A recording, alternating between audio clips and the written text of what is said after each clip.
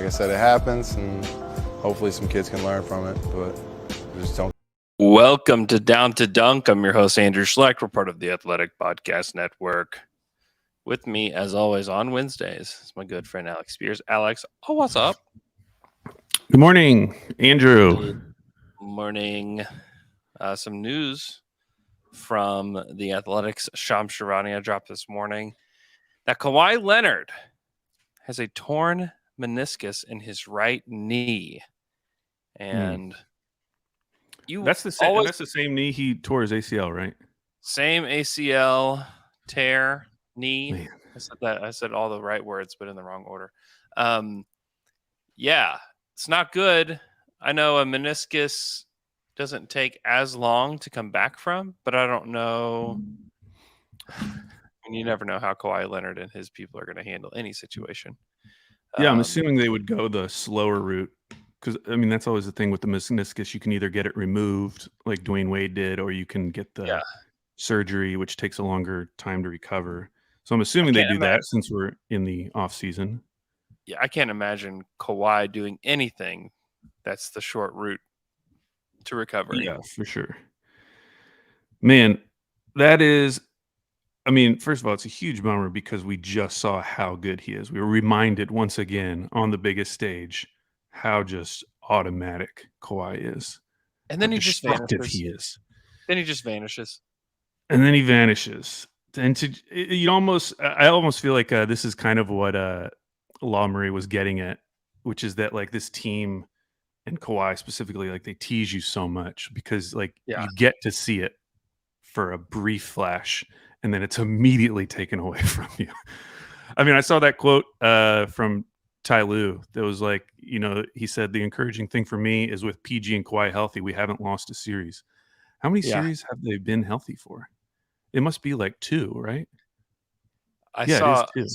Yeah, it's 2. And I saw that a stat that they have only played 41% of the games possible with Kawhi and PG together. Yeah. So like less than half of the games that they could have played.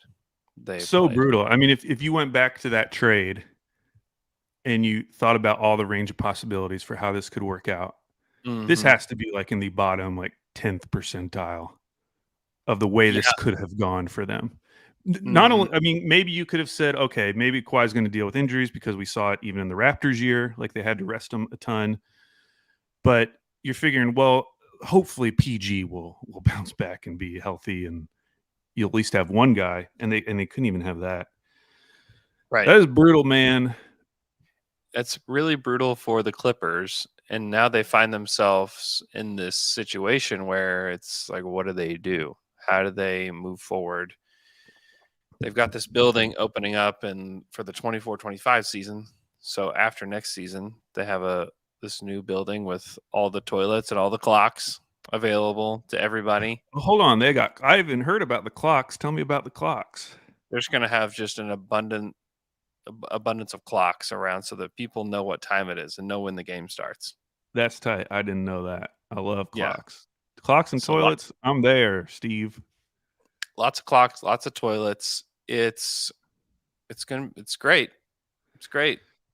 But how do they put together a team for that building? I think is really difficult because I don't think they're going to tank.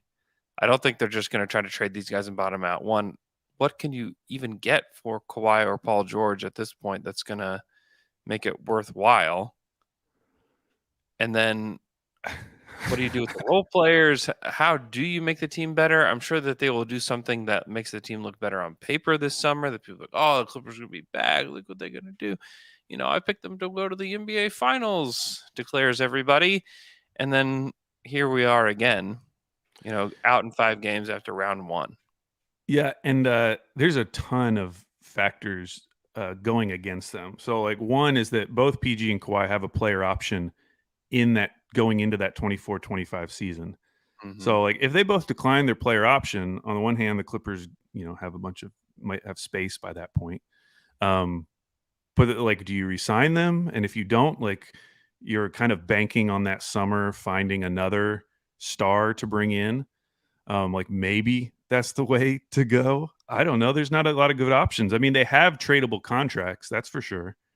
Like if they pick up the option on Eric Gordon, they'll have Eric Gordon, Marcus Morris, Robert Covington, Batum, all as expiring kind of mid-sized contracts. Those are guys you can move all of those guys as expiring contracts because they'd be expiring and they're generally helpful. Maybe the biggest problem with the new CBA though is that after this next summer, when the new CBA goes into effect, they won't be able to combine those players. Yeah. So if anyone has an athletic subscription, hasn't read John Hollinger's most recent article about the CBA, there's way more in that than we initially heard. That is detrimental to teams like the Warriors and the Clippers, basically specifically for trades. The Clippers after this summer are just screwed. It makes it so much harder for them to conduct trades, whether it's including money in trades, which they're not going to be able to do, or combining these contracts. As far as how much you can get back in a trade is severely limited. And that's in addition to the fact that once you pass that second apron, that you don't have your taxpayer mid-level exception. Yeah. Which you look at like this summer. I mean, if they want to bring Westbrook back, it is going to cost them. I think they can only pay him $6 million at the most to bring him back. And I don't know if that would specifically trigger any of these things. I think they're already in whatever zone they're already in tax hell. Yeah, it's not good. But man, I don't know if there's an option, a better option than running it back. As there's not as frustrating as that would be as a Clippers fan, and I'm sure to Steve Ballmer, having watched this now this is 4 seasons, right? Mm-hmm. But I don't think there's a better option. Yeah, and they kind of need Russell Westbrook. Like they need him to be on their team. I don't know how they function without him. Next season, if you're going to miss Kawhi, Shams just tweeted that he's weighing options of just rehabbing and just seeing how it goes. But I would guess. I mean, it's not getting surgery? I guess. I don't know. Oh my gosh. I mean, that's going to play out. He's going to not do it, and then he'll need surgery like at the beginning of the year. Mm-hmm. No, that wasn't Shams. It was Chris Haynes, who was probably dapping up Kawhi as he's tweeting. You see that? You see him dapping up LeBron? I did not. Chris Haynes cracks me up. Oh my gosh. Yeah, I think obviously it's going to be a tough go for the Clippers. They're going to miss Kawhi certainly for a portion of next season, if not the whole season.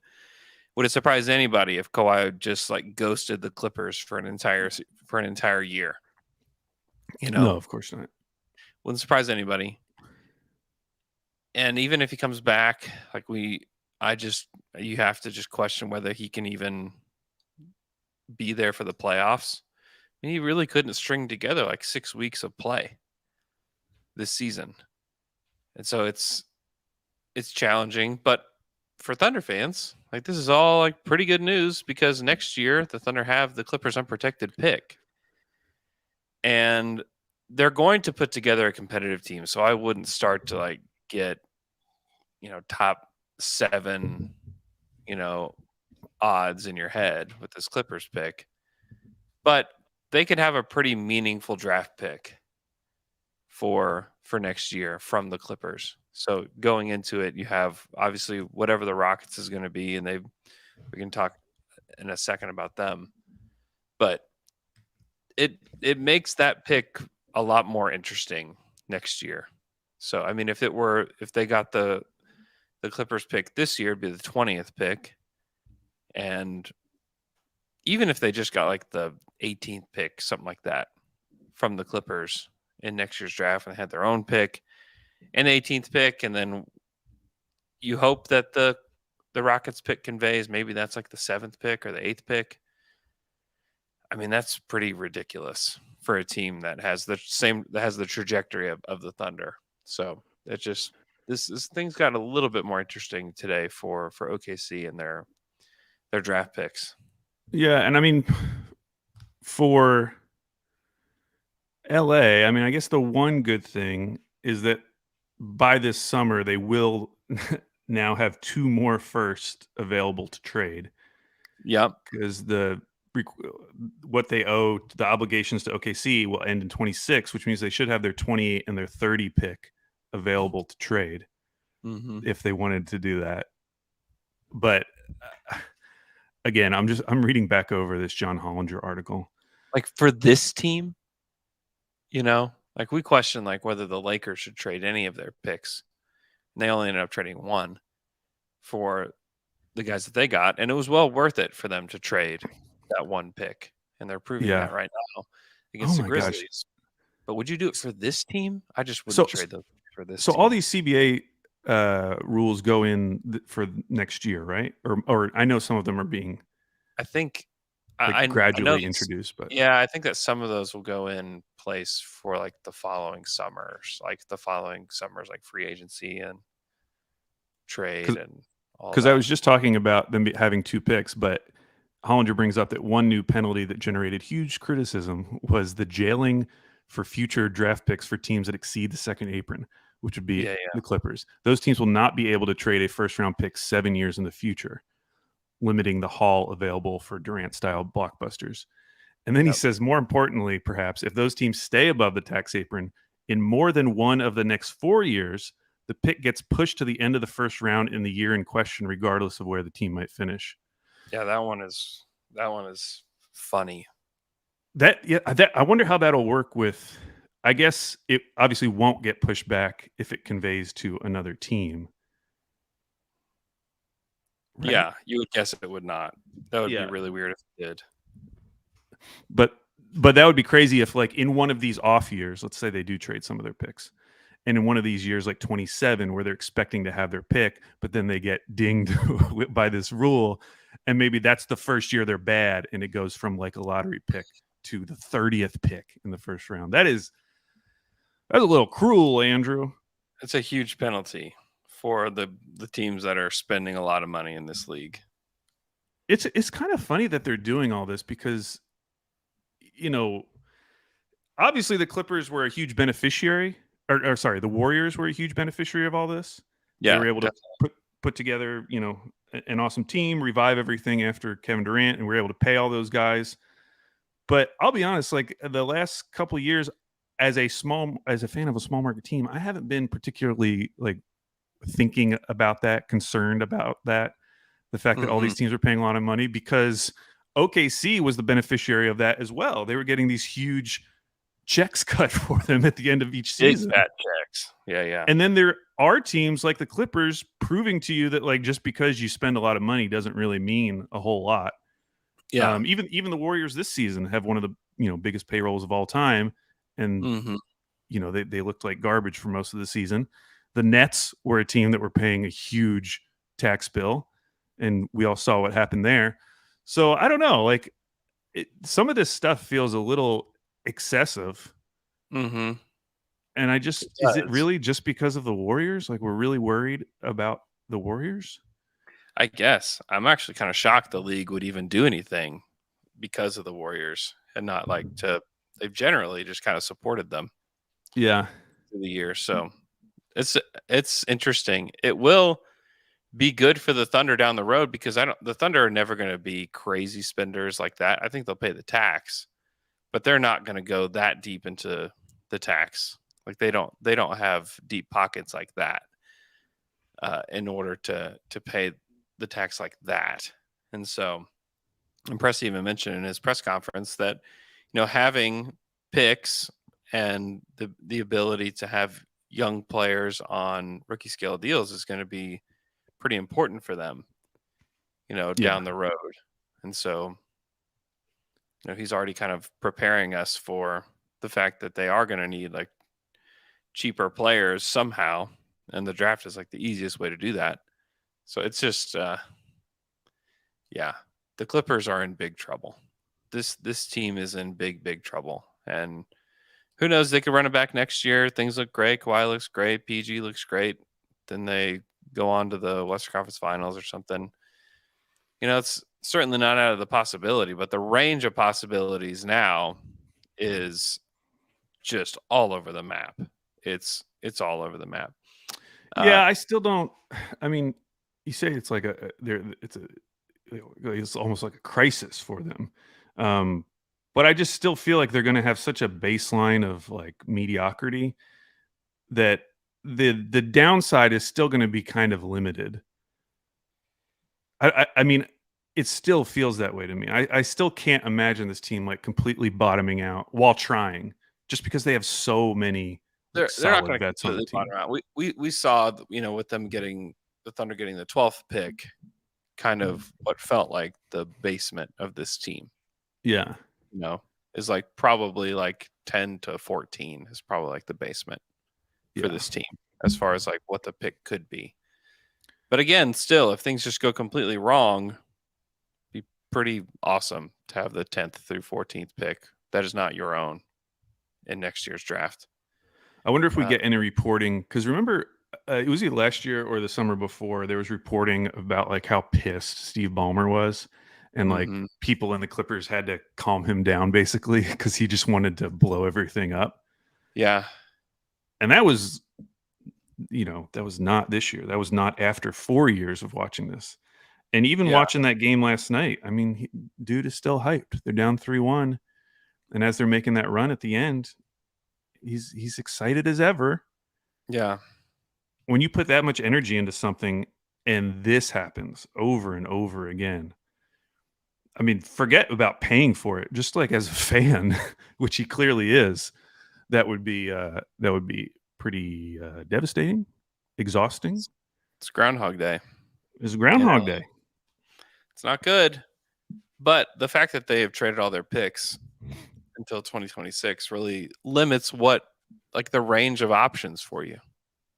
Yeah. I'd be interested to see what PG and or Kawhi would get on the trade market. I have no sense of that. What teams would be willing to give up? It would need to be kind of a desperate team. Well, it would probably look just like the trade that got Kawhi to the Raptors. Where it was like kind of a guy that had kind of not worn out his welcome, but just like, okay, we know what this DeMar DeRozan Spurs team is. Like, can we please move on? Right. Or I mean, DeMar DeRozan Raptors team. It's like, can we just like move on from this? Like, because the ceiling it's well defined, and they were just like, okay, let's just try Kawhi. And what teams are like that, where they're just kind of stale and they'd be willing to take a risk on PG or Kawhi? The obvious one would be Portland. Like, what if they offered Anthony Simons 2 picks? Like, is that enough to get in the range of like a Paul George? I mean, it shouldn't be. Paul George is great. But if in this scenario we're admitting that his value probably has to be a little bit depressed, also you'd probably have to throw in more because they're making so much money. Yeah. But that might be a worthy gamble for a team like Portland if you can't get, a real A-tier star, which I think would be really hard to do. Maybe that's a team. Yeah. I mean, at least they have something. That is definitely a team that I think that would, especially, I mean, they're going to try to go star hunting anyways this summer. Right. So would you rather have PG or Kawhi? Would PG tell Dame he's taking bad shots in Portland? If the alternative was running it back, yes. If I could instead get man, this is where it gets tough. Like, if you could trade, because Simons is going to be the contract they have to trade to get toward, close to any of these guys. Mm-hmm. If you had the option, you'd still probably $20 million away. I know. Are they willing to take Nurkic? Please. What's challenging is like both Jeremy Grant, Matisse Thybulle, like those guys are free agents. So then what? Like, then how do you get the other 20? It's not easy without Nurk. Yeah, which that's probably going to cost you a pick. Yeah, it's kind of hard to imagine that, to be honest. Like, are they willing to like sell everything? Like, if I'm them, I'm not giving up Shaden Sharp No, and Simons and not in that picks. kind of a deal. Like, I guess you can throw Nasir Little in there. Like, you kind of needed like Justice Winslow's contract to still be active to actually get there, because I just don't know how they do it. Kevin Knox has 3. I mean, you're still not that close. You're still only at 33 million with There's got to be a team. Because that's just, I mean, I guess that does get you there, but if you're the Clippers, there's just ain't no way I'm doing that. That is gross.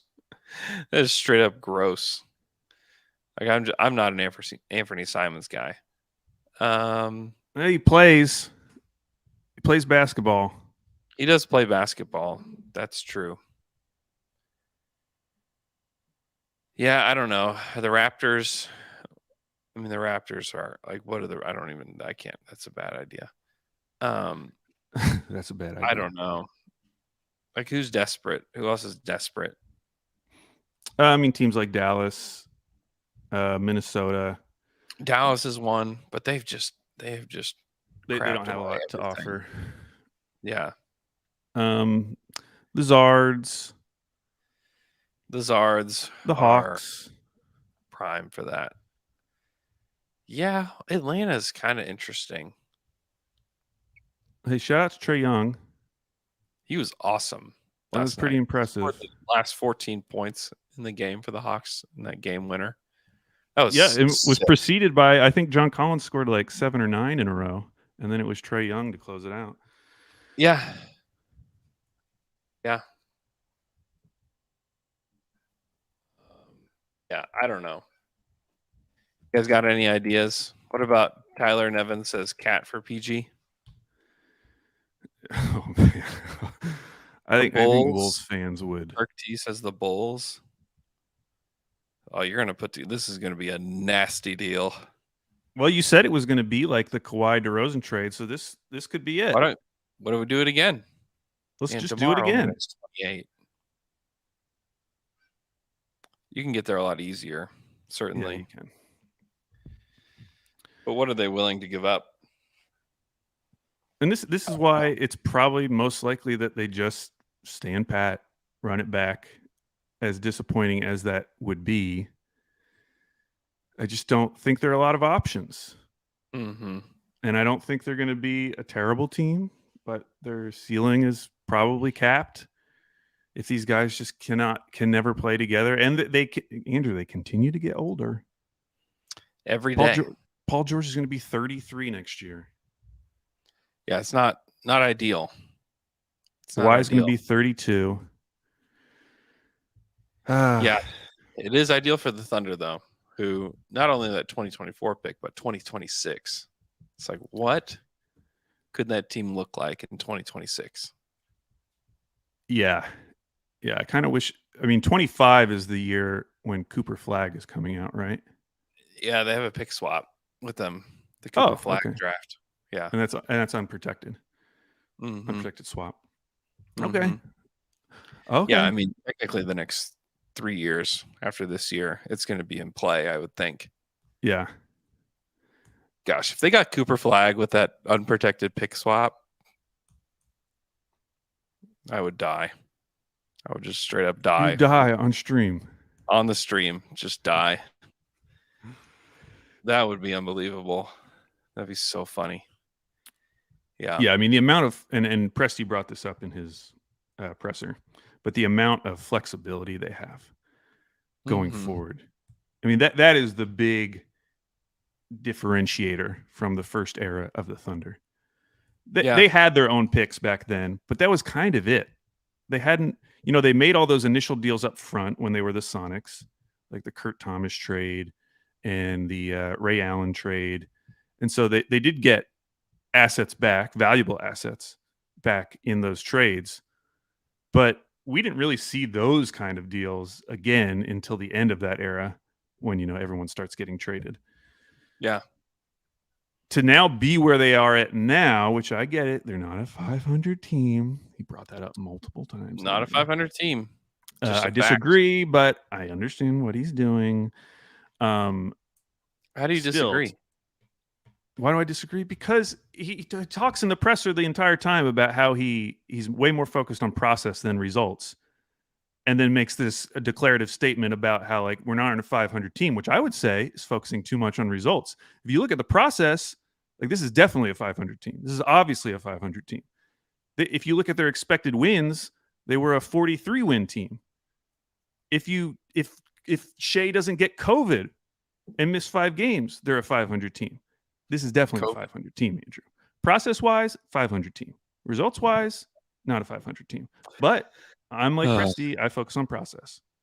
I love Alex so much. Oh my gosh, that's a great one.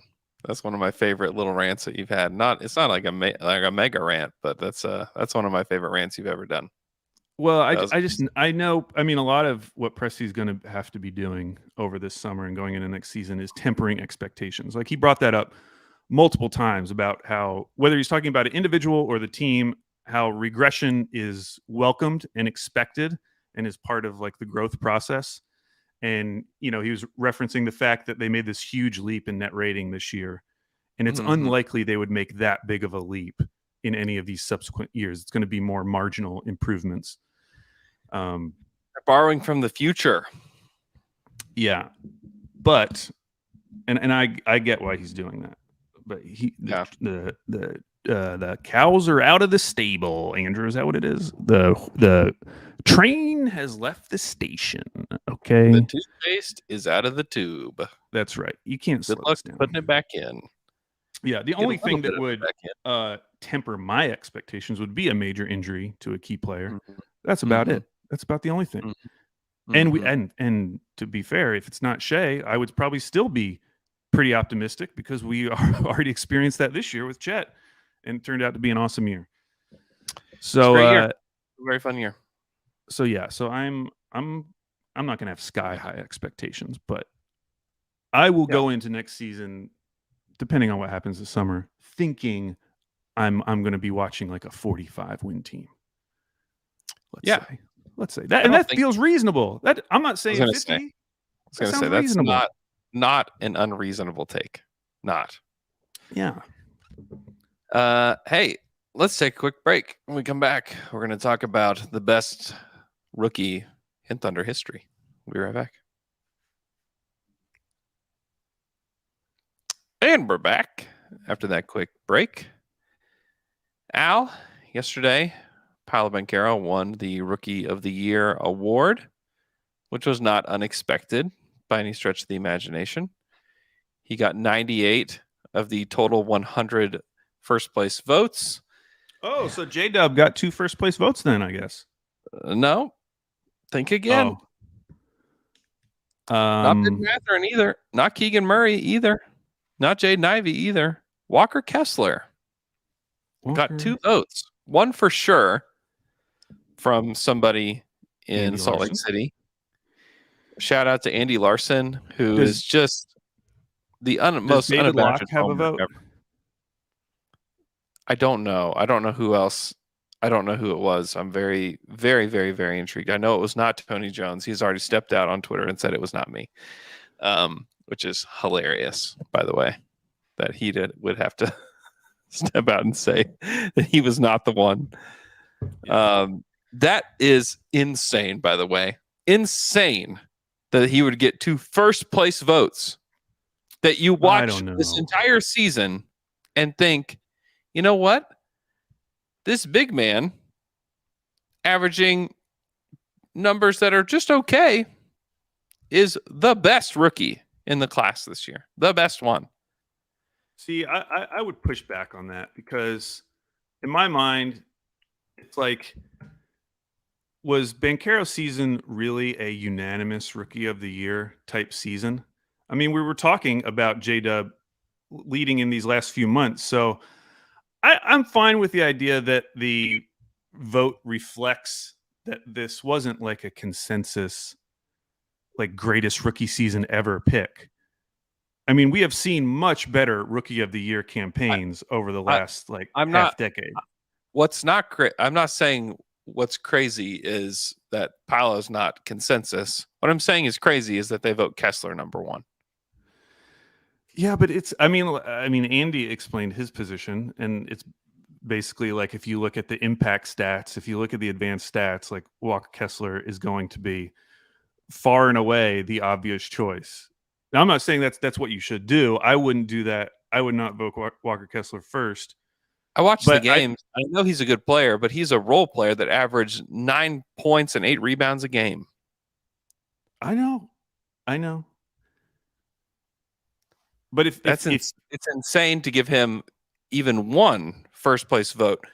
When you look at the impact that other guys in this class have had, I mean, I agree that Paolo is not like this overwhelming, like he had one of the best rookie years we've ever seen. Like he was really good, but he was incredibly inefficient down the stretch. Like to not give Keegan, like if you gave Keegan Murray a first place vote, you know what? I'd be like, you know what? He made a really big impact on a team that's winning and made the most threes ever for a rookie. Like I can get there with Keegan Murray. I just can't get there with Walker Kessler. Like I just can't get there that he was the best rookie. And no one even considered Keegan Murray. He only got 3 second place votes. He only got 12 third place votes. Yeah. You know, Jaden Ivey didn't get 1 second place vote. He got 3 first place or 3 third place votes. That was it.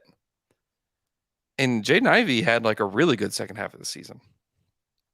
You know, J-Dub had 75 second place votes. 75. Not 1 first place vote. And I'm not going to cry that he didn't get a first place vote. I just think it's insane that Walker Kessler is the one to get 2 first place votes. I think that is just wild. Like that's like I think it's just insane. Does not bother me as much. Mostly because I don't care and it will be forgotten. And I think that, listen, if we're going to make advanced stats, if it's going to be this big, this much a part of our conversation in the NBA, you kind of just have to expect it. Like everyone talks about advanced stats, and there is a subset of NBA commentators who make advanced stats like their main point. I mean, Seth Partnow was out there when Andy Larson like admitted to this and was explaining his vote, making the case for Walker Kessler, saying, I don't think he should win, but I think he had a good enough season where he deserved a vote, a first place vote. And it's like, yeah, whatever. I think it's super duper dumb. Hey, I will give Andy Larson credit because if I was in his same position, I would be so terrified of voting for a guy from my team who is not seen as like the consensus pick and knowing the backlash that would entail. Like he doesn't really get any benefit from voting for Walker Kessler. Disagree. You think he does get a benefit? Yes. I mean, Andy Larson is like directly tied to the Utah Jazz organization. Like, you know that. Like, you know how every beat writer is tied to every organization. But like, what? So you think he's getting scoops because he voted Walker Kessler first? I don't know if he's getting scoops, but he's definitely getting e-props. Yeah, but it's like e-props. Like, I don't know. I feel like the downside would be much greater there. I mean, he could have voted Walker Kessler second, and that would still be like, wow, that was great for Walker Kessler. Yeah, I just think it's. I mean, if the benefits were that good, then every local person would just vote for their local guy. It's not that the benefits are good. It's just he's being a huge homer. That's all. But I mean, what do we expect? If you give votes to a person who's watching 82 games of one team, why? Joe Musato didn't vote for Jalen Williams, number one. Yeah, because he was scared of the backlash, Andrew. Joe was scared. There's more of a reason to vote J-Dub number one. There's more of a case that doesn't involve like hidden stats. No, I agree. But if you were Joe, if you were in Joe's position, yeah, you don't think that would cross your mind at all? Like, man, if I vote for J-Dub, I'm gonna have to deal with like a bunch of BS. If I vote for Paolo, no one cares. Everyone says good pick. it would be hard Yes. for me not to be influenced by that, especially with the way Yeah. Twitter is. And knowing that your vote is going to be made public, like it has to influence people. That has to bias you. And so that's why I almost respect it for Andy Larson because it's like he knew all that and still did it. I don't respect Homer clowns. Okay. Homer clowns. If Would you would you have voted for J-Dub? I don't think J-Dub didn't have the full season to get voted Rookie of the Year, and neither did Walker Kessler. Neither of them had Rookie of the Year seasons. J-Dub had a Rookie of the second half of the year. I mean, I think he would have probably won it if it was just about how you finish. But if you look at the season in totality, I think that Paolo, with the way he started, and I know that he finished really inefficient, but he was still like the man on a team that wasn't as bad as like Detroit. Right. No, yeah, I'm fine with. I mean, obviously, I probably would have picked Banchero as well. Yeah. I just Anyways. I enjoy this aspect of it because if everyone was influenced by Twitter and knew that there would be this huge backlash, we would just have unanimous winners every single year, and there really would be no debate because everyone would be so terrified of going against the grain in any way. Yeah. Which is why as much as I enjoy looking at like that they release the voting, I do think it's ultimately a bad thing because I do think it probably influences a lot of voters. I bet if that voting was secret, J-Dub would have gotten a first place vote. I think so too. What Andy Larson should have done is voted Jalen Williams number one. Like if he wanted to Jay Will. Yeah. That would have showed us. If he voted J-Dub number one, then it would show like, oh, he is willing to go against the grain. You know what he should have done? Make a deal with Joe. Joe votes Kessler. He votes J-Dub. I would be killing Joe right now. I would just be dismantling him. And he can't reveal that he had this secret pact with Andy Larson, so he just has to praising Andy Larson for action. Then I would praise Andy Larson for being brave. Oh, now you're being a homer. I would give your whole no, because I think that there's a legitimate argument to be made for J-Dub with the way that he played down the stretch. Like that's an argument that you can make, but not Walker Kessler. Like do not give the Rookie of the Year to a role player. Don't do that. Especially when you have other guys that are making like really big impacts on their team with like being primary guys at times. Don't give it to a role player. It's whack. It's dumb. I do think that it's interesting. You know, we've talked about J-Dub being the best Thunder rookie in the history of the Thunder. Yeah. And isn't it weird to think back that James Harden didn't get any Rookie of the Year votes? He didn't get any. Yeah, I mean, I remember that season. And of course, back then he set the Thunder record for three-pointers as a rookie, which was broken by Alex Abrinas. Yeah. And was then broken by Teo. I actually don't know if that's true or not, but it might be true. That feels right. I really hope that I know that Teo actually did J-Dub break it? I'll look it up while we're talking. But yeah, I'm not super surprised because I remember that season. I mean, I think he averaged under 10 points per game. And we were so focused on the idea of him becoming like Manu. Mm-hmm. It's like, this is going to be our sixth man. Like we were much into the idea of like, this guy's going to be a future sixth man of the year award winner. Mm-hmm. That it didn't feel, didn't feel that weird at the time. Whereas now with J-Dub, I feel like we're much more willing to expand our ceiling. We're much more willing to say, you know what? This guy's ceiling could be a lot higher than we're thinking of him right now. Yeah. We were not talking about James Harden as a future all-star MVP candidate, for sure. No. Guys that got votes that year, Wait a minute. Is this even right? Is this even right? I think it is. Yeah. Wait, no. This is not right. Hold on. It's like, that's not the right class. This is ridiculous. Okay. So players that got votes that year for Rookie of the Year. Tyreek Evans won that season. The Rookie of the He's Year. great. He's like 25-5. Yeah, he was 20 points, 5 boards, 5 assists, 1.5 steals. He was 45% from the field.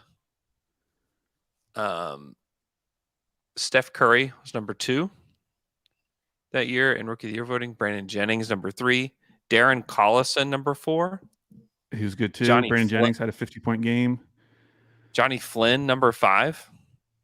That's kind of surprising. I don't remember anything positive about Johnny Flynn. Yeah, Johnny Flynn was 13.5 points, 2 boards, 4 assists per game, shooting 41% from the field. Brandon Jennings shot 37% from the field his rookie season. Yeah, but he had a 50 burger. I looked it up. Teo does hold the current record for most threes by a Thunder rookie. 105. Trey Mann actually is second. He did beat out Abrinas with 98, but got lost because not better than Teo. Shouts to Teo. Like J-Dub is all the way down at 73. Like Teo's got a nice little lead. We're going to need, I mean, there's a lot of shooters in this draft. So if someone was really legitimately good and had like an Isaiah Joe type rookie season. Not happening. Teo's going to hold that thing for a long time. I hope he holds it forever. Taj Gibson was also, he was 5th, tied for 5th in Rookie of the Year voting that year. Not one vote for James Harden, which is just kind of wild. The year prior, Derrick Rose was the Rookie of the Year.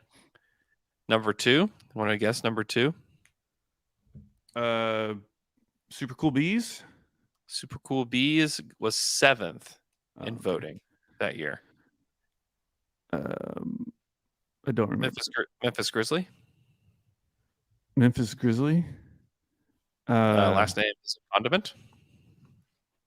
Mayo. OJ Mayo. OJ Mayo was 2nd in voting. Thank you for that hint. 3rd, Brooke Lopez for the New Jersey Nets. And then 4th was Russell Westbrook. So you're saying don't take these Rookie of the Year votes very seriously.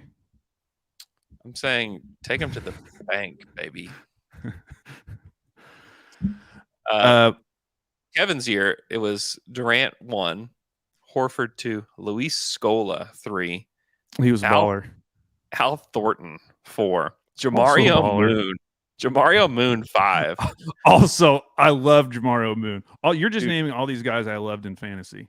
Dude, I met Jamario Moon at the mall in Atlanta, and I was kind of freaking out. It was that year. Did you actually go up to him? Yes. I spoke to Jamario Moon in a shoe store. Yes. That's cool. I really liked him. Yeah, he's good. Juan Carlos Navarro was 6th. Yeah, he had a minute. Hey, I wanted to bring up one other thing about Presti's press conference. Yeah. I was listening to you and McKellar on Monday, and you were talking about, the idea of them doing or not doing anything this summer with their cap space, and kind of laying out some of the reasons why they won't. And I've heard a lot of those reasons before, and they haven't convinced me. But I did think Presti gave the best argument I've heard yet so far for not making a major move, which was him talking about the previous iteration of the Thunder team with Jeff Green. And he kind of he had this moment, and you guys talked about this, where he was kind of saying, if you look back now, like that actually was a modern team, but they were reacting to the forces at that time when they made that trade for Kendrick Perkins, but they actually had a pretty modern team in-house all ready to go. And I think about that now when we are talking about, they need more size or when we say they need to be more physical, we're usually thinking in our heads like they need more size. Mhm. What if the future of this team really is playing small? What if that is the future, and it seems limited now because Are you we just saying get trade worried? Chet? Huh? Are you saying trade Chet? No, but like I know that like playing Chet isn't technically playing small, but Mhm. just the idea that you could space the floor that much with a 5, where Yeah. you don't have that kind of like traditional just like big guy who's going to get you, 10 rebounds every single game, like a Yeah, Zubac yeah. or something like that. Mhm. Um, what if that really is the future of the team? I've kind of been pushing back against that because playing small makes me feel uncomfortable. Like even if Chet is there, the idea of having like Josh or J Dub as like the long term option at the 4 makes me a little queasy because Mhm. you can instantly think of like a couple teams that, oh man, that might be kind of scary. Yeah. Um, but I don't know. Listening to him talk about it, I started to think to myself, you know what? Maybe this is right. And if we don't give it enough opportunity to marinate and immediately react to what we think what a team should look like in Mhm. 2023, will we miss the boat on what a team should look like in 2026? And so I don't know. I'm a little bit more open to it now. Just this general idea of like, what if we did just stay small Mhm. most of the time? Like you would still have a backup big or whatever. Yeah. Even playing someone like a JRE at the 4. I mean, that'd be more size than having someone like a J Dub or a Giddy. Mhm. But I thought it was interesting when he was talking about playing small and how playing small unlocked all these different guys. He's, Yeah. he's making the case that a lot of the success you saw this season from certain individuals was directly a result of us being able to play small with them. Yeah. And the other thing he brought up is other teams, a lot of nights matched us going small. Yeah, that's one of my favorite things from the season is that Mark was willing to be the weird team, and the Thunder were always the traditional team, always. And they would get forced to go small, or they would get forced to do whatever. It was always the Thunder reacting to whatever was happening on the court, Yeah. whether that was Scott Brooks or Billy or whoever. And Mark is just like, nope. I mean, that first game, I mean, I remember being shocked that he was like, yeah, we're going to go with Kenrich Williams and Poku as our bigs. We're like, wait a minute. What? Like, both those guys, Yeah. I think, can play small forward. What are we doing here? They didn't care that the Wolves played big. They just didn't care. Yeah, it was funny because I actually did not remember this, but he was saying like we rebounded really well against Minnesota. We got killed on the boards against the Pelicans, but no one Mm-hmm. cared because we won. Mm-hmm. Um, but yeah, I don't know. There was something about that was more convincing to me, or I thought a better argument for not making a major move, not reacting to what we think we need in this 40 and 42 win season, not a 500 Yeah. team. That was more compelling to me than anything I had heard previously. I like Mm-hmm. the idea of just being open to the possibility that the way this team is going to succeed going forward and reach its maximum ceiling is not going to be the obvious way. Yeah. It's not going to be, well, you need this in the National Basketball Association in 2023. You need this, this, and this. We don't have this, so we have to go get that. Yeah. I kind of am getting a little bit more open to that because previously I was feeling like, okay, regardless of what happens, I do feel like there's some obvious deficiencies on this team, especially in regards to size, even with Chet, that I think you eventually have to address. And maybe you do, but maybe it is, as you talked about on Monday, a backup big. Maybe it is going out and getting someone who can play, I don't want to say Kevon Looney role because now his role is pretty huge, but there are guys Mm-hmm. around the league who kind of have that. Kevon Looney is probably like too good for that role, but someone Mm-hmm. who has that sort of role where maybe even they start for you in certain matchups where you feel like you need to match up size a little bit more. But maybe it's not going to get a core piece that's filling all of those criteria. Yeah, I think that's right. And it allows you still need to play. You need to be able to play multiple styles. I think that's a necessity, especially in the playoffs, depending on who you're matched up with. But you do for sure. I do think that they want to be unconventional. And regardless of what style you're playing, the players who are ultimately going to matter are still going to be on the court, regardless of what style you're playing. Like, there's not a style in the playoffs that isn't going to involve J-Dub. You know, J-Dub is going to be in every style that you play. Totally. In the playoffs. Same thing with Shea. Probably same with Giddey.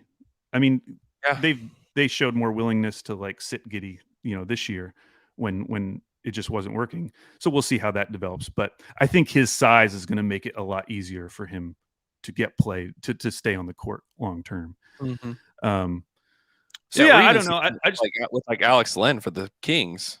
You know, like he's not he's not a player that makes a giant impact for them like throughout the entire regular season, but he is a giant guy that has come in and he's played pretty well. And like that's the kind of guy that I think you could bring in. It's like, okay, like maybe they sign Goga Batatste, you know, to a contract this summer. And they pay him like league minimum and he just comes off the bench. He's like, all right, we just need somebody giant. Like just throw Goga out there, you know. Or even like, I don't know if I would want to do this at 12, but if they were like in the 18 range, if they drafted someone like Derek Lively, with the idea of him just playing that role long term so that you could have him on a super cheap deal. But I do think those guys are going to be available. I just thought that was an interesting point he made, and the way he put it in context of the first Thunder team kind of made me think about things a little bit differently. Like don't rush into anything because you are trying to adjust to the current NBA that you see in front of your face right now. Yeah. Don't rush into anything. Without a doubt. I think that is 100% correct. That they want to play an unconventional style of basketball, and they're not in any rush to get there. They want this to just they're going to crock pot this team. You know, this is going to be a long way. They have a long way to go. Because the more conventional they get, the less likely I think it is that they like win a championship. Without a doubt.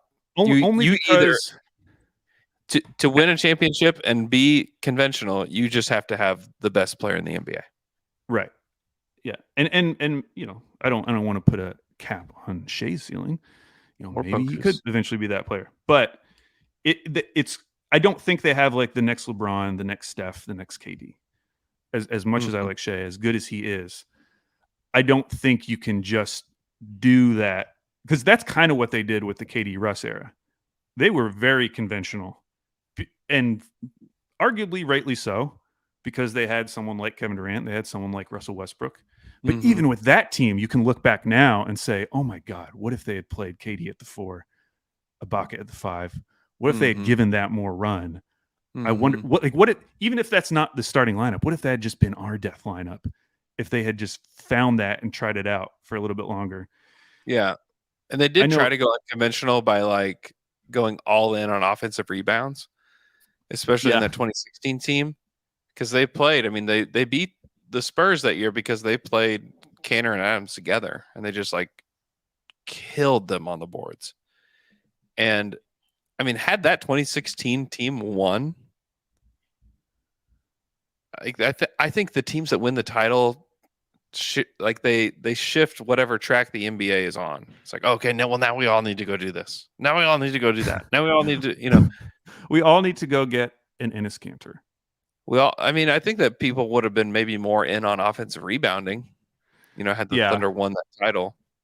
Not that you need Enes Kanter. Well, but, you know, I mean, that's kind of what Memphis has done. I mean, that was kind of their model. Yeah, definitely. And you need that when you have a guy like Ja, when you have a guy like Westbrook, is like having a guy at the rim that can not necessarily as a pick and roll guy, but yes, as a pick and roll guy, but also just somebody that's just going to gobble up offensive boards. And it's funny, it just happens to be the exact same guy in Steven Adams down there to do the exact same thing was very helpful to them. Just because he's going to miss a lot, just because he's just jumping without exactly having a plan besides just attack the basket. Okay. I will say though, in terms of their cap space, Yeah. I do think there will be opportunities to, let's say, because in terms of giving out a contract, if you gave out a 2-year contract, it's not going to hurt you. Like the bigger deals aren't going to kick in for a couple more seasons. Obviously, Shea's on the books, but some of these other bigger deals aren't going to kick in for a few seasons. If you overpaid a vet, for instance, that you really like, big vet, whoever, just a vet you like, gave them a 2-year contract with like a team option on the second year. Like I'm talking about like overpaying them just to continue that cap space a little bit longer and maybe it would need to be a 3-year deal or something. But I don't know. I'm still open to that. I recognize maybe that they don't want to go out and like splurge and like sign someone to a 4-year, $120 million contract. I get that. You're not trying to sign Austin Reeves? I'm very interested to see what happens with Austin Reeves this summer. Who is going to be that team? I don't know. Yeah, I still am extremely, extremely skeptical. I think first they have to make themselves a cap space team and renounce all of their trade exceptions and all of that to become a cap space team. I think the more likely path is that they just maybe use those for trade with somebody that has like 1 or 2 years left on their deal, and acquire another or something like that. I think that is like way more likely than they like throw, 2 years, $20 million at Max Strus, Oh, I agree. Yeah, it could work either way. But the biggest problem with I think that center, like backup center, is definitely something that they need. It's like, who would that be? I am still extremely in on just bringing Muscala back and just having him be backup. Yeah. Hey, if they bring Muscala back, Presti's going to have a real time keeping us down with our predictions, because if you're telling me now every lineup almost is either going to have Chet or Muscala in it. This is why I think they should do it. This is why I think they should do it. Now I'm getting up to 50 wins, Andrew. Andrew Moose is getting us 5 wins. I think they absolutely should do it. Because who else is it going to be? You're going to have to pay real money to some of these guys, and they're just not going to. And a lot of these guys will just re-sign their current teams. But who else gets you excited? Mason Plumlee, Naz Reid. Naz Reid is not necessarily a Thunder guy. Dwight Powell, gross. Thomas Bryant, no. Drew Eubanks, he'd be a fine backup big. Chimezie Metu is not really a center. Mo Wagner is kind of interesting, actually. Jackson Hayes will be a free agent. Yeah. I don't know. Yeah, that's why I mentioned Derek Lively just as compared to all these names, I'd be perfectly fine if they just decided to go for a big who's probably going to be undervalued simply because he's a big. Yeah. Although I could also totally see Dallas drafting him at 10. Yeah. I just think having a floor spacing big is really, really important whenever you have Well, why don't you like Naz Reid then? Why are you poo-pooing Naz Reid? He just loves to get buckets, and we just need a floor spacer in general. We don't need somebody that's going to be like, hey, throw me the ball. I have nothing against getting buckets. Let's get busy. No, I'm pro bucket getting. He's also going to make a lot more money than a guy like Muscala would. Yeah, he would be an example of the type of guy I was talking about earlier, where maybe you could overpay him so much on a 2-year deal. Yeah, he's going to be, but he's going to probably be seeking a 4-year deal. If I'm Naz Reid and I'm 23 years old, I'm not taking a 2-year deal. Give me 4 years. It's always crazy to me that he's 23. I always think he's older for some reason. Yeah, he's young. Muscala's 31, will be 32 at the beginning of next year. I think there'd be motivation on both sides to bring him back. I'd be surprised if there wasn't. That'd be cool. That'd be cool. I'd definitely be into that. I mean, you come back into next season and you bring back Moose and you have healthy Kenrich and you have Chet. Hey, Okay, good. Hey, do you think next season, preseason press conference, Presti will do his, I forget what the phrase is, burn your assumptions. What is it? Eat your predictions. It is, what was it? Something burn your assumptions. It's definitely burn your assumptions. As soon as you said it, I completely lost it in my brain too. Is it eat your predictions? Save your predictions. Save your burn predictions. your assumptions. Yeah, save. He'll be saying the same thing next preseason, but it'll be different. He'll be trying to calm us down. Whereas I felt like when he said it this season, it was like, you guys don't know what's about to happen. You guys aren't ready for this. Definitely true. I wanted to talk about a few more things before we go. Yeah. Okay. We'll save the Tankathon spin for after. Okay. You can do it at the very end. First thing is I've started watching draft prospects. Ooh, okay. And because I already kind of told you, like, I just don't love this draft. So what I'm doing is, I'll dive deep on a guy and then decide if I'm just out on him, Andrew. Because I just want to X off the guys that I'm not interested in. Let's move on. Let's get on to something else. Yeah. So I want to reveal a name, and this is gonna be spicy, Andrew.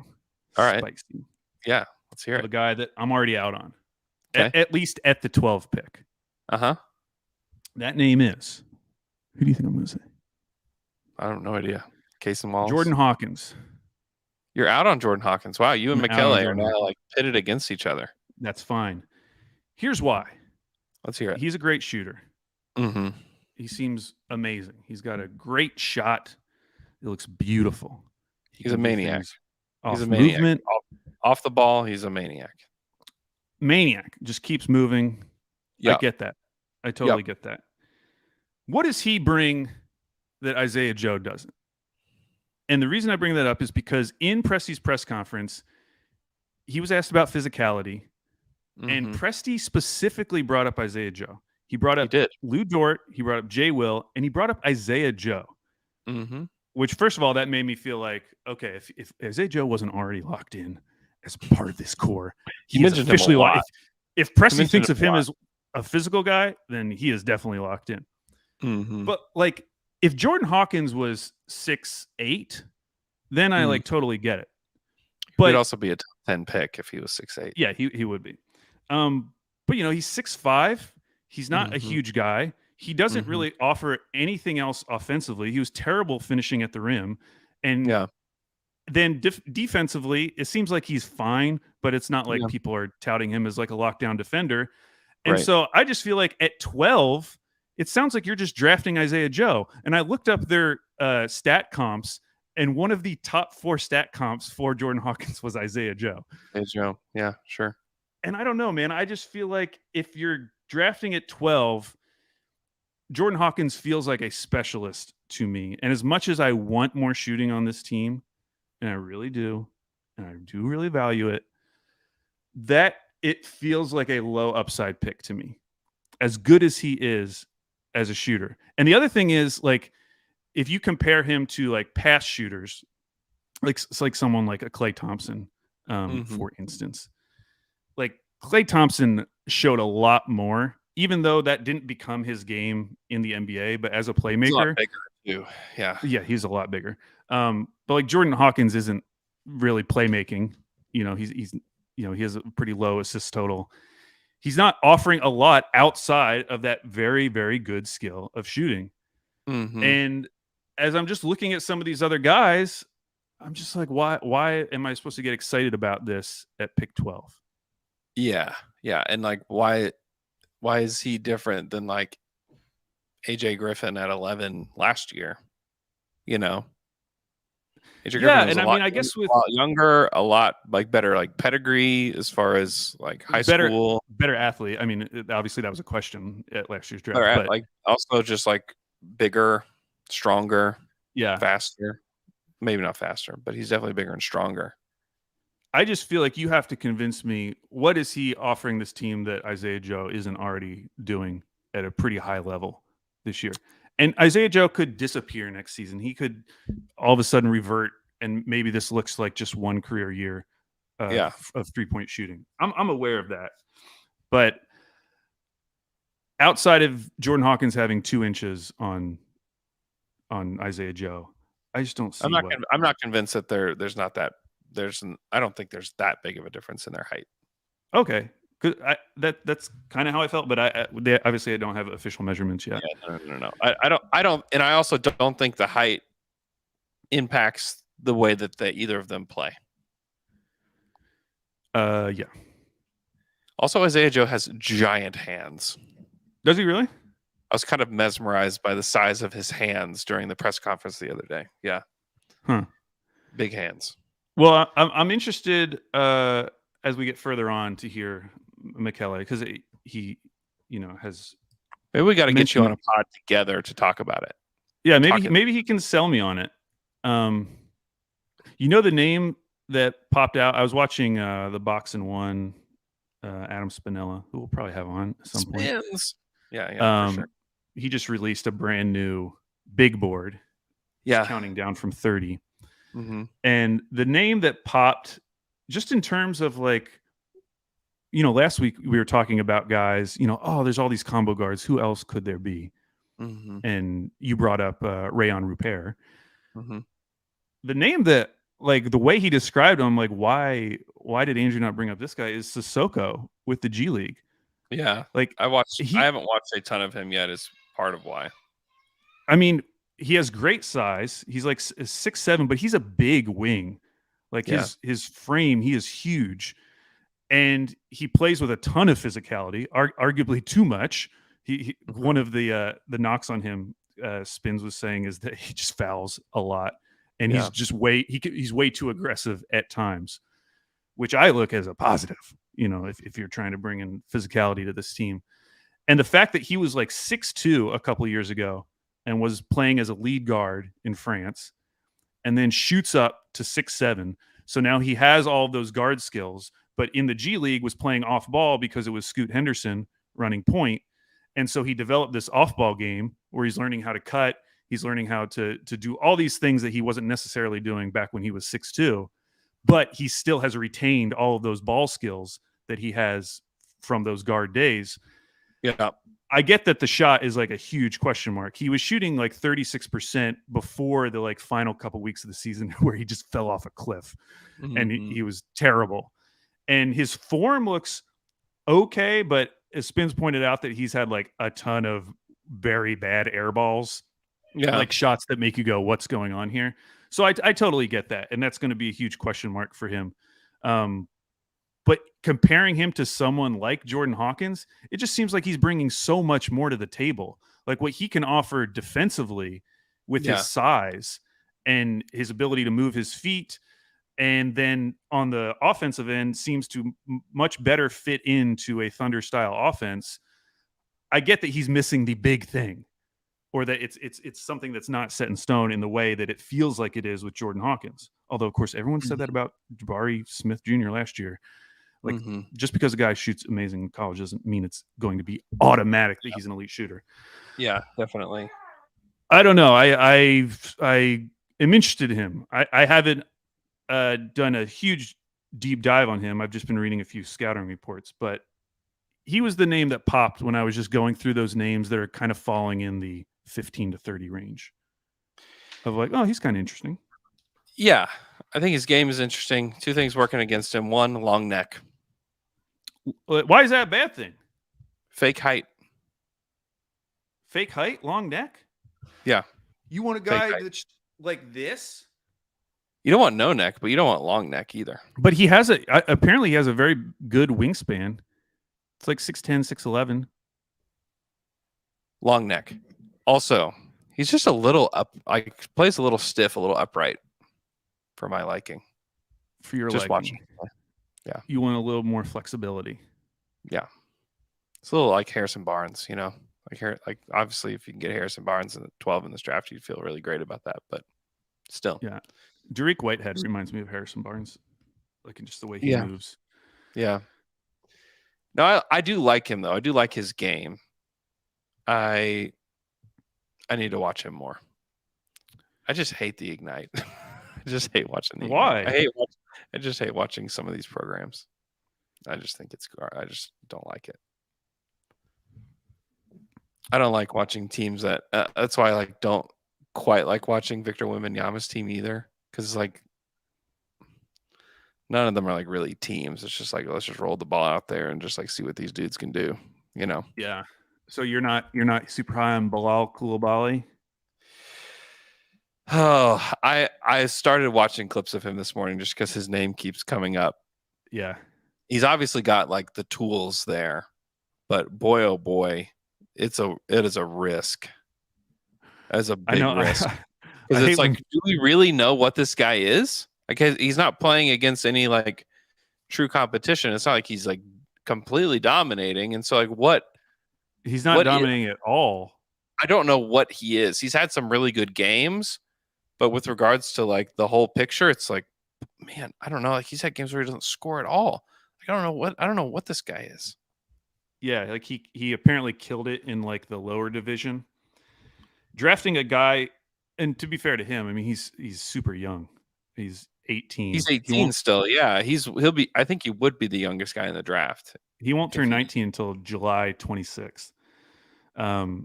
So whatever. Yeah. But the fact that hasn't carried over to the higher division where Wembanyama is playing in terms of his statistical output.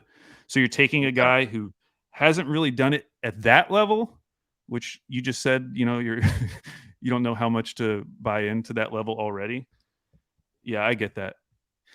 He's he's a good sized, if you think of him as a combo guard, again, but 6'6", crazy long arms. He's got the tools there. If he's there at 35, yeah, 100%.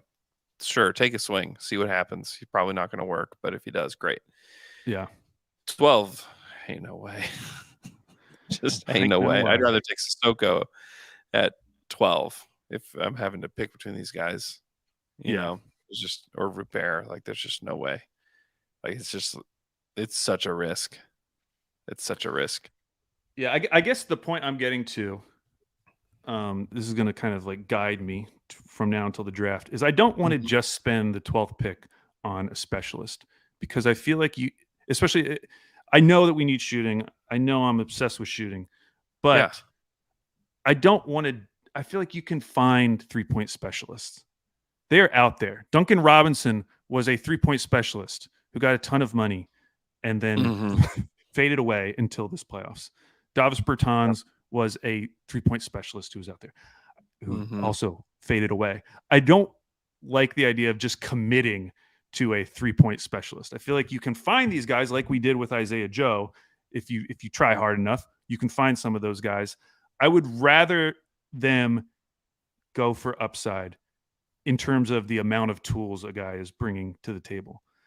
Yeah. This just goes totally against the way I felt in the run up to this, because I was so focused on shooting. But as I'm just digging into these prospects, it's just so many of these guys are only offering shooting. Yeah. And I would rather take a chance on one of the other guys. We're going to be taking chances. We're going to have plenty of picks. A guy would need to be so amazing as a shooter and have such great size. If Trey Murphy was there, we'd be having a different conversation. And that's a guy who fell to 17 in his draft. If there was a player like that, which Taylor Hendricks, I mean, they're different players, but in terms of just a really tall guy who can make threes, but he's obviously going to be going a lot higher than that. Yeah. So I don't know. Now I'm looking at these guys who can't shoot, and I'm like, okay. Hey, welcome to my juicy side. Come on over to my side. Yeah, I feel the same way. I think you just have to go for upside still here. You can't control whether you're going to get that Rockets pick or where the Clippers pick is next year or any of that stuff. You have no control over any of that. Yeah. But you do know you have the 12th pick this year at least. And so I'm not willing. I wouldn't be willing to waste it on a specialist either. There are a lot of players in this draft that can do a lot of things. think Rupert is one of those guys. I think Kobe Buffkin is really interesting too, as a guy that can do a lot of stuff and can score from the combo position. I mean, you look at a guy like Damian Lee right now, who just like can't get consistent playing time for Phoenix. He shot 45% from 3 this year, you know? Yeah. And like, but that's all he does. You know, he doesn't do really anything else.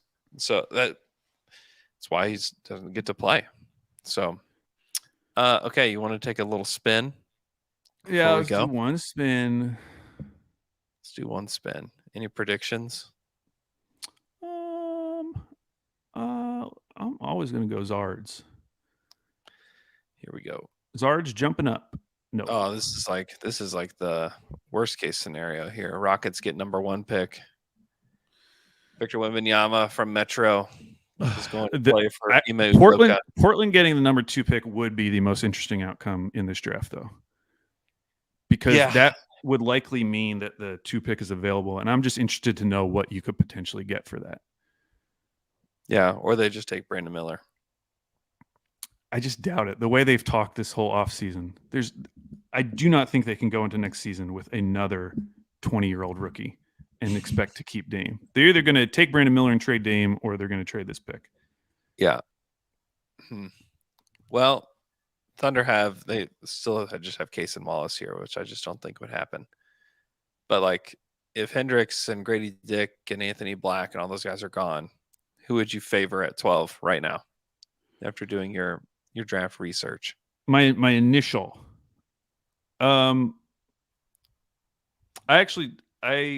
so right now, of the guys that are left that I would be like open to, I actually would be open to Case and Wallace. Okay. I would be open to Keontae George. Yeah, I like Keontae. And I would be open to Sissoko. Oh, okay. Wow. I don't know enough about Buffkin. I'll check him out. I'm a big Buffkin boy. Keontae George, at least offensively, he reminded me a lot of Jordan Poole. He appears to be much better defensively than Jordan Poole. And I don't know if he'll be as electric as Jordan Poole offensively.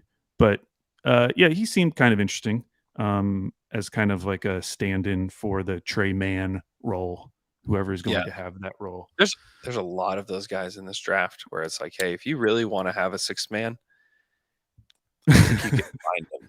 I think that like you can find that guy in this draft. Yeah. I think that Buffkin could do that. I think Keontae George fits that. I think Nick Smith, more theoretical than those other two. Because like Kobe Buffkin had a great season. Michigan wasn't that good. Like he had a great season. And then like Rupert is still sitting there as like this high upside swing kind of guy, you know. But yeah, so I wouldn't dismiss Case and Wallace as quickly as you, because I do think he played off ball some at UK, but he still obviously has some like lead guard skills. Offers a ton defensively. He's kind of. I was going to call him a mini Dort, but he's actually. I think Dort is shorter than him. Yeah. I was going to say he's about the same size, if not a little bit taller than Dort. Yeah. So I don't know if I would call him like Dort Insurance, but we've seen how impactful someone like Dort can be on this team's defense. And if you just had like a bench version of Dort, I wouldn't hate it. You know, you want bet you. Please just say it again. Just say it one more time. Please just say it one more time. I said, if you had a bench version of Dort, so that you always have a player like Dort on the floor, just like crazy point of attack guard defender. Yeah. Energy guy at all times, 48 minutes of that type of guy. I can kind of get into that idea. I am crying right now. And then long term, if just only one of because those of guys. all the discourse about Dort over the this entire And now I'm season. saying I wouldn't be Like, against. can we just have him all the time, please? A second Dort. That would be my argument against it, not because I don't want Dort all the time. I want Dort all the time. I'm like one of Really? Because if I have a I'm great always repping opportunity Dort. for you, if you want Dort all the time, I have a great opportunity. I'm always repping Dort. I just wonder about how big can his role be on this team. Yeah, that would be my biggest question. And maybe he can play bigger than all these other guys, and maybe that's moot.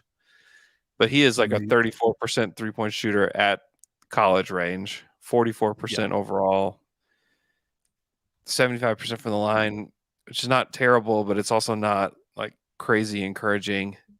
Andrew, does he have that dog in him? He says he does have the dog in him, and he's from Dallas, which is kind of cool. Yeah, I would say just don't write him off too quickly. You're right. You know what? I will take that advice. I think it's good advice. I'm not saying he's like my guy. I just there was enough there on first blush to be like, okay. There's a lot there with Case and Wallace. Like, I don't want people to think that I don't think there's a lot there to him. I just think I don't know. I mean, I would have to. I need to go back and take another look. It sounds like you don't want Dort all the time. I'm content with one Dort. Really? I'm just content with one Dort. But Dort is growing his hair out, and Kaysen already has the long hair. So it would be they would look similar on the court in a lot of ways. I will say, like, and the hair. Even if we thought about Dort, Kaysen Wallace as a like Dort replacement, but I'm just saying, like, if he developed into an even better player than Dort, the one advantage that Kaysen has is because he has those guard skills.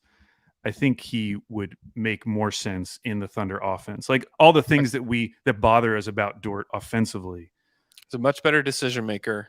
Aren't as big of a concern. He's more of a true point guard than Dort has ever imagined being. Certainly. Okay. All right. My foot is back in the door on Kaysen Wallace. Okay. But what about Jordan Hawkins? Not because of the Dort all the time. No, I'm still kind of in on Jordan Hawkins. I can see how it would work here. Yeah. I don't think the Thunder will take him. like with all that said, like I think the Thunder would take Kaysen Wallace before they took Jordan Hawkins. Yeah. Just because of can he make a decision with the basketball in his hands? Kaysen Wallace checks that box. Yeah, for sure. And he plays with a ton of physicality, which watching the highlights of Jordan Hawkins, that seems like one of the knocks on him. He's this amazing shooter, but if he tries to go to the rim, he rarely gets there. And when he does get there, it's usually not good, and he's avoiding contact. Yeah. So, but Michele, if you're out there listening, I'm willing to be convinced otherwise. Yeah. I would not be shocked by a Kaysen Wallace pick by the Thunder. I would be floored. I'd be on the ground if they took Jordan Hawkins. I just don't think that's I will say another guy who's not in this range, but I do really like Taylor Hendricks. Mostly defensively. Like defensively is where I get really excited about him. Obviously he's big and can shoot, but if you could potentially have a rim protector on the floor at all times, this is kind of the other version of Kaysen Wallace and Dort. If you could have Dort all the time, if you could just have a rim protector on the floor at all times where he could potentially play small ball 5 when Chet is off the court and still offer you some of that rim protection, that kind of excited me because he's still offering all these other things. He's still, super. It's not like he is a Derek Lively where he's coming in, he's doing his one thing, he's doing it well. He still offers a lot of versatility. So if they were into him, I would be very excited. James Anderson said that Spins has Kaysen Wallace at 6 now. Woo! Let's go. So there you go. Adam Spinella is crazy smart. Really knows his stuff, and that's a big vote in favor of of double Dort. You know, we'll try to get him on the pod at some point. Definitely. We have Yeah. like As 2 far as Taylor months. Hendricks goes, I really like Hendricks. I just don't know how much he fits with the style of play offensively that the Thunder want to play. Yeah, I mean, it seemed like the knocks against him were that he, as physically as he plays defensively, that isn't always the case on offense. Yeah. When he's like attacking closeouts, but I don't know. There was enough there to get me pretty excited. Mm-hmm. No, you can. It's not hard to see. He kind of fits in this bucket of players where it's like it's not hard to see how they would fit, but I also question that the Thunder would even take them. You know, with regards to the just how they want to play. I mean, they want to less pattern, more rhythm. Like, does he fit that necessarily? Like, not really. He's more of a pattern kind of like normal kind of player that fits on every team, and you could see how he'd fit on this team. But like, it's guys like him and Grady Dick and Jet Howard that and Cam Whitmore. Oh my gosh, dude, Cam! I loved Cam Whitmore at Hoop Summit when I saw him here in Portland. Yeah, watching him over this past week. Oh my gosh, he is not a Thunder player. The amount of possessions where he does like the mellow thing and just stops with the ball at like the 3-point line, just like sizing up his defender forever. Oh my god. I think he could be very, very good, but I completely agree that I would be shocked if the Thunder like traded up for Cam Whitmore. Yeah. Those are all guys that have like tons of talent. And it's not hard to see how they would fit in with this team. It's hard to imagine how they would fit with the flow of the offense, though. Yeah. So, yeah. Hey, what's up, little man? Arden's joined the podcast. He's just gonna crawl. What's up, Arden? Okay. Anything else before we go? No, short pod today. Yeah, just a short 1 hour, 26 minutes, 58 seconds. All right. Thanks so much for joining the show. Hope you guys have an awesome day, and we will talk to you guys again on Friday. Arden, you have anything to say? Not a thing.